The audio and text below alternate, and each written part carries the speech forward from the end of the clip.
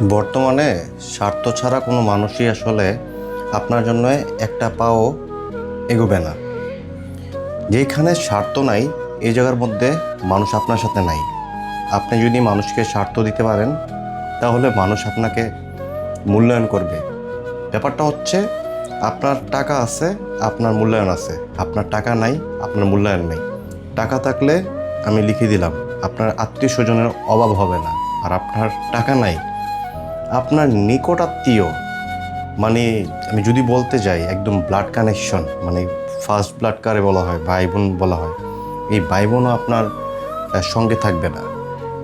তো টাকা পয়সা মানুষের ইনকামের একটা বিষয়, মানে আয় রোজগারের বিষয়, যেটা আসলে একদমই আল্লাহ প্রদত্ত।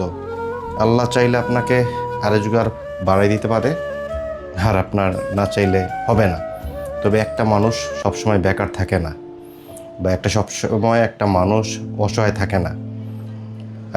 অনেক মানুষ আসলে হতাশ হয়ে যায় যে তার ইনকাম নাই, তার আত্মীয় স্বজন ছেড়ে গেছে, ভুল বুঝে তাদেরকে কিছু দিতে পারে না, সম্মান করে না। বেখুশি হবেন না, মানে হচ্ছে আপনি নিরাশ হবেন না। আল্লাহ আছে। আপনার অনেক মানুষ আমি দেখছি যে লাইফে কোনো কিছুই করতে পারে না, মানে পারে নাই। পড়াশোনা আছে, বাবার কিছু আছে, বা অনেক মানুষের দেখলাম বাবার কিছু নাই, কিন্তু একটা সময় যে ওই মানুষটাও সাকসেসফুল হয়েছে। মানুষের লাইফে আপনার এরকম সময় আল্লাহ দিবে যে তো যখন আপনাকে আল্লাহ দিতে থাকবে, আপনার এত টাকা ইনকাম হবে, তো ওই সময় আপনি টাকা মানুষকে দান করার পরেও কোনো সমস্যা হবে না। অ্যাটলিস্ট আমি যেটা বলতে চাচ্ছি এটা হচ্ছে আপনারা নিরাশ হবেন না। টাকা পয়সা আল্লাহ প্রদত্ত জিনিস, আয় রোজগার আল্লাহ প্রদত্ত জিনিস, আপনাকে দিবেই। কিন্তু দুঃসময়ে আসলে কারা ছিল ওইটা আপনি মনে রাখবেন। সুসময়ে আপনার মানে চারপাশে এত এত মানুষ থাকবে, আপনি কল্পনা করতে পারবেন না। কিন্তু দুঃসময় কারা থাকে এটা মনে রাখবেন। আর একটা কথা বলে দিই, যখন সুসময় আসবে বা সুসময় একটু থাকবে, তখন মানুষকে বেশি বাকওয়াস ওয়াদা করেন না। আপনারা আমি এটা দিয়ে দিব, সেটা দিয়ে দিব, দিয়ে তারপর ওই মানুষটাকে পরে বললেন যে আপনাকে আমি দিতে পারছি বা দিছি।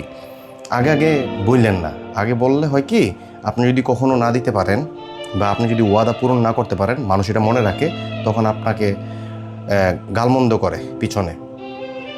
আমি এমন মানুষ দেখতেছি যে একটা মানুষ অসহায় হয়ে গেছে, তাকে আশ্বস্ত করা হয়েছে, এরকম একটা জায়গায় আশ্বস্ত করা হয়েছে, পরবর্তীতে তার আশেপাশে কেউ নাই।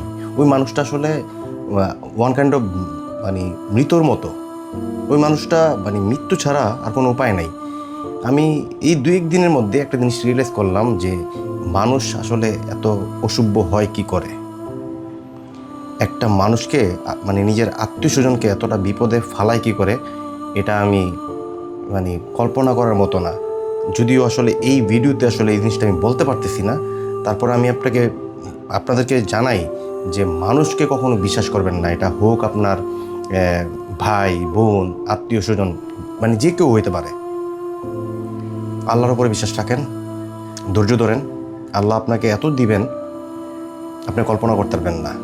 তবে একটা ঠিক, মিথ্যা কথা, মিথ্যা ওয়াদা দিয়েন না, তাহলে আল্লাহও খুশি হবে, আপনিও সফল হতে পারবেন না। আল্লাহর উপরে ভরসা রাখুন, আল্লাহ সব সমাধান করে দিবে।